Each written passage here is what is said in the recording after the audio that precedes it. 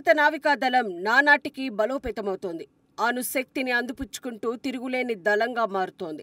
దేశంలో మూడో స్వదేశీ అణు జలాంతర్గామి ఐఎన్ఎస్ అరిదమన్ త్వరలో చివరి ట్రయల్స్ను పూర్తి చేసుకుని నావికా దళంలో లాంఛనంగా అందుబాటులోకి రానుంది.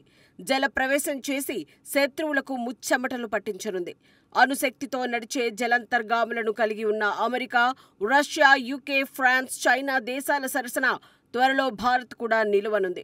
అంతేకాదు, ప్రాజెక్ట్ 75 ఇండియా కింద 6 అత్యాధునిక సబ్ మెరైన్లను కొనుగోలు చేయనున్నట్లు navy chief admiral Dinesh Tripathi ప్రకటించారు.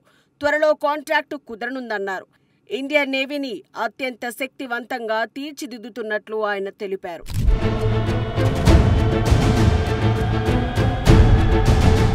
ఎలాంటి పరిస్థితులు ఎదురైనా ధీటుగా తిప్పికొట్టగల సామర్థ్యం మన ఇండియన్ నేవీకుంది. P-75Iలో భాగంగా 6 స్టీల్త్ సబ్మెరైన్లను సమకూర్చుకునే ప్రక్రియ దాదాపు చివరి దశకు చేరింది. ఫ్రాన్స్ నుంచి 26 రఫేల్ ఎం యుద్ధ విమానాలు కొనుగోలు చేస్తున్నాం. ఇందులో మొదటి 4 విమానాలు 2028లో మన దేశానికి రాబోతున్నాయి.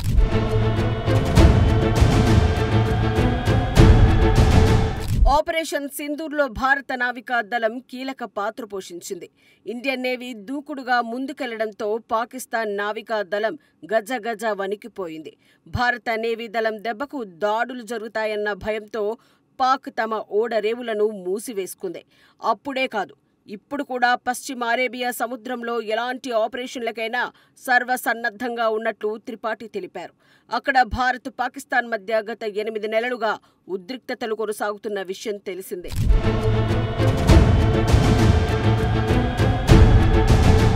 ఆపరేషన్ సింధూర్ ఆగలేదని, ఇంకా కొనసాగుతూనే ఉందని త్రిపాఠి తేల్చి చెప్పారు. దీనికి సంబంధించిన పూర్తి వివరాలు మాత్రం బయటపెట్టలేదు. ఆపరేషన్ సింధూర్ తర్వాత పాకిస్తాన్కు ఆర్థికంగా భారీ నష్టం జరుగుతోందని చెప్పారు. విదేశీ వాణిజ్య నౌకలు పాకిస్తాన్కు వెళ్లడానికి వెనుకంజ వేస్తున్నాయని తెలిపారు. పాకిస్తాన్కు వెళ్లే నౌకల బీమా వ్యయం కూడా విపరీతంగా పెరిగిందన్నారు.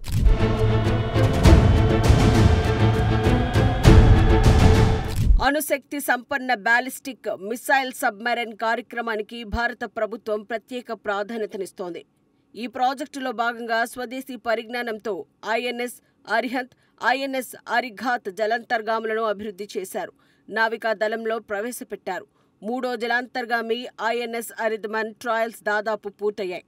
ఫైనల్ టెస్టింగ్ జరుగుతోంది. భూ ఉపరితలం, ఆకాశం నుంచి అణ్వాయుధాలను ప్రయోగించే శక్తి సామర్థ్యాలను భారత్ ఇప్పటికే తన సొంతం చేసుకుంది. సముద్ర గర్భం నుంచి ప్రయోగించడంపై దృష్టి పెట్టింది. అణు జలాంతర్గాములు America, Russia, UK, France, China, Bharat వంటి కొన్ని దేశాల వద్ద మాత్రమే ఉన్నాయి.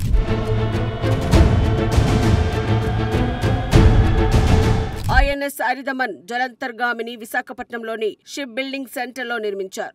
వచ్చే ఏడాది జనవరిలో నావికా దళంలో ఇది జల ప్రవేశం చేయబోతోంది. ఈ సబ్మెరైన్ పొడవు 112 మీటర్లు, వెడల్పు 15 మీటర్లు, ఎత్తు 10 మీటర్లు. లాంగ్ రేంజ్ K4 క్షిపణులను ఇది మోసుకెళ్లగలదు. ఇందులో అత్యాధునిక అండర్ వాటర్ కమ్యూనికేషన్ సిస్టమ్ను ఏర్పాటు చేశారు. 8 వర్టికల్ లాంచ్ సిస్టమ్ ట్యూబ్స్ ఉంటాయి. 3500 కిలోమీటర్ల దూరం వరకు క్షిపణులను ప్రయోగించవచ్చు. 83 MW కాంపాక్ట్ లైట్ వాటర్ రియాక్టర్తో తనకు అవసరమైన విద్యుత్తును ఉత్పత్తి చేసుకోగలదు.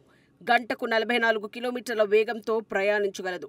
ఇప్పటికే స్వదేశీ పరిజ్ఞానంతో అభివృద్ధి చేసిన శక్తివంతమైన జలాంతర్గాములు పాక్ను ముప్పు తిప్పలు పెడుతుంటే, ఇక అణు జలాంతర్గామి త్వరలో ఎంట్రీ ఇవ్వనుందన్న విషయం తెలుసుకుని పాక్ వెన్నులో వణుకు పుడుతోంది.